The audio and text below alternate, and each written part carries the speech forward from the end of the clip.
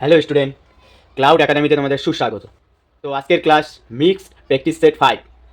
Mixed practice set 5-এর প্রথম কোশ্চেনে বলা আছে, কার জন্মদিন ভারতের শিক্ষক দিবস হিসেবে পালিত হয়?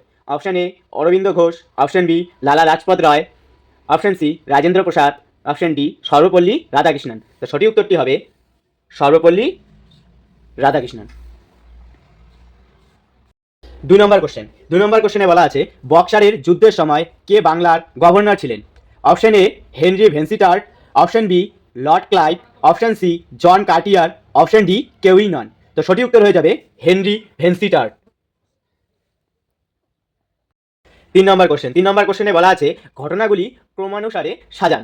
তো এখানে 1 নম্বরে দেওয়া আছে বক্সারের যুদ্ধ, 2 নম্বরে আছে তৃতীয় ইঙ্গ মারাঠা যুদ্ধ, 3 নম্বরে আছে বিদারার যুদ্ধ, আর 4 নম্বরে আছে চতুর্থ ইঙ্গ মহীশূর যুদ্ধ। তো তোমাদের আগে সালগুলো জানতে হবে, বক্সারের যুদ্ধ কত সালে হয়েছিল, তৃতীয় ইঙ্গ মারাঠা যুদ্ধ কত সালে হয়েছিল, বিদারার যুদ্ধ, তারপরে চতুর্থ ইঙ্গ মহীশূর যুদ্ধ। সালগুলো আগে জানতে হবে, সালগুলো না জানলে তোমরা তো ক্রমানুসারে সাজাতে পারবে না। তো এটার জন্য বক্সারের যুদ্ধটা কত সালে হয়েছিল? 1764 সালে। 1764 সালে বক্সারের যুদ্ধ হয়েছিল। তারপর তৃতীয় ইঙ্গ মারাঠা যুদ্ধ কত সালে হয়েছিল? 1795 সালে। 1795 সালে তৃতীয় ইঙ্গ মারাঠা যুদ্ধ হয়েছিল। তারপর বিদারা যুদ্ধ হয়েছিল 1759 সালে।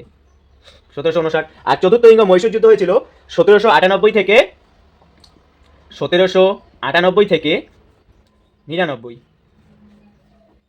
1798 থেকে 99। তো এখনো ক্রমানুসারে সাজান।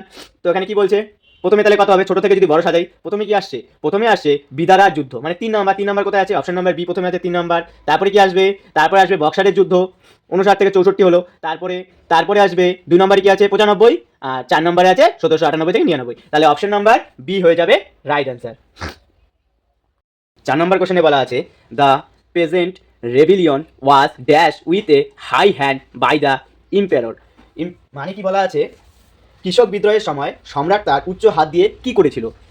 তো অপশনগুলো দেখো, অপশন এতে আছে পুট অফ মানে কি? মুলতবি করা। অপশন বি আছে পুট অ্যাওয়ে মানে দূরে রাখা। অপশন সি আছে পুট ব্যাক মানে প্রতিহত করা। আর অপশন ডি পুট ডাউন মানে দমন করা। তো কৃষক বিদ্রোহের সময় সম্রাট তার উচ্চ হাত দিয়ে কি করেছিল? দমন করেছিল। তাহলে কি হয়ে যাবে রাইট অ্যান্সার?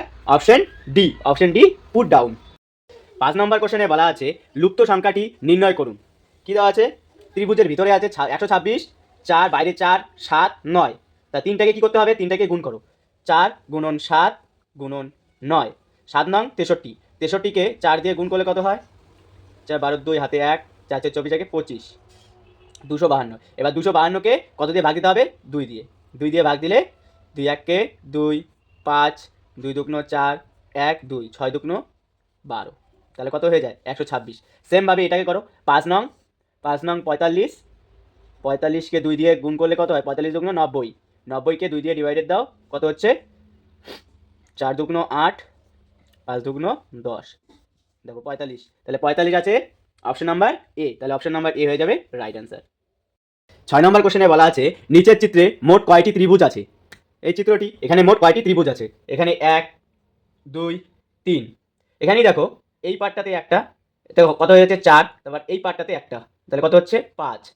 কত হলো? 5টা। আর টোটালটা একটা, তাহলে টোটালটা নিয়ে একটা, তাহলে হলো 6টা। আর এখানে 1, এই যে 7, এখানে 8, আর টোটালটা নিয়ে একটা 9। তাহলে এখানে কয়টা ত্রিভুজ আছে? অপশন নাম্বার সি হয়ে যাবে রাইট অ্যান্সার। 9টি ত্রিভুজ আছে। 7 নম্বর কোশ্চেনে বলা আছে, করেঙ্গে ইয়া মরেঙ্গে ভারতীয় স্বাধীনতা সংগ্রামে কোন আন্দোলনের সঙ্গে যুক্ত?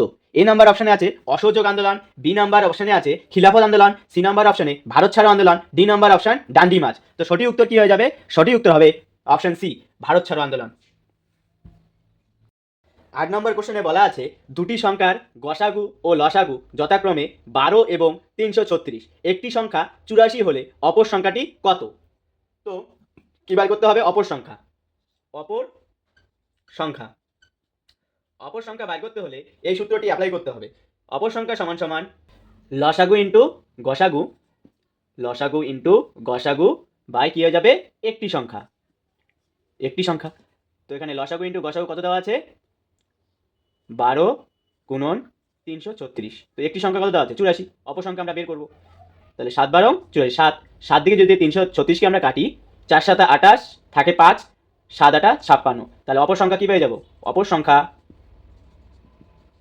সমান সমান 48। তো 48 আছে option number D. Option number D হয়ে যাবে রাইট অ্যান্সার। 9 নম্বর কোশ্চেনে বলা আছে 1 minus first bracket 1 minus 1/3 bracket close, first bracket 1 minus 1/4 bracket close, first bracket 1 minus 1/5 bracket close, dot dot dot, first bracket 1 minus 1/99 bracket close, আবার first bracket 1 minus 1/100 bracket close equal কত? এটা বের করার সব থেকে সহজ পদ্ধতি, খুব কম সময়ের মধ্যে তোমরা বের করতে পারবে। তো এইভাবে বের করবে, 3 দিয়ে এটাকে ভাঙাই নিবে প্রথমে, 3 একে 3 মাইনাস 1, তাহলে 2/3 হয়ে যাচ্ছে। তারপরেরটাকে আনবে, কত আছে? 4 একে 4, 1 মাইনাস করলে কত? 3/4। তারপর আর কিছু করতে হবে না, ডট ডট ডট, একদম লাস্টেরটা ধরবে। লাস্টেরটা কত আছে? 100কে 101 মাইনাস করলে কত হয়েছে? 99/100। দেখো এখানে এখানে এই 3 উপরে, এই নিচের 3টি উপরে 3টি কাটা যাচ্ছে। তো এভাবে যদি আমরা কাটতে থাকি, তো এখানে উপরেরটা যেমন আছে এখানে নিচেরটা থাকবে, এটাও কেটে যাবে। তাই এখানে কি আছে? 2/100, 2/100। তাহলে 2 1 2, 50 2 100, তো 1/50। তো 1/50 আছে, দেখো option number C. Option number C হয়ে যাবে রাইট অ্যান্সার। 10 নম্বর কোশ্চেনে বলা আছে opposite meaning of domestic. Option number A wild, option number B forest, option number C unknown, option number D imported. তো ডোমেস্টিক মানে কি? ডোমেস্টিক মানে গৃহপালিত। এটার অপোজিট, বিপরীতটা কি হয়ে যাবে? ওয়াইল্ড। ওয়াইল্ড মানে বন্য। অপশন নাম্বার এ হয়ে যাবে রাইট অ্যান্সার।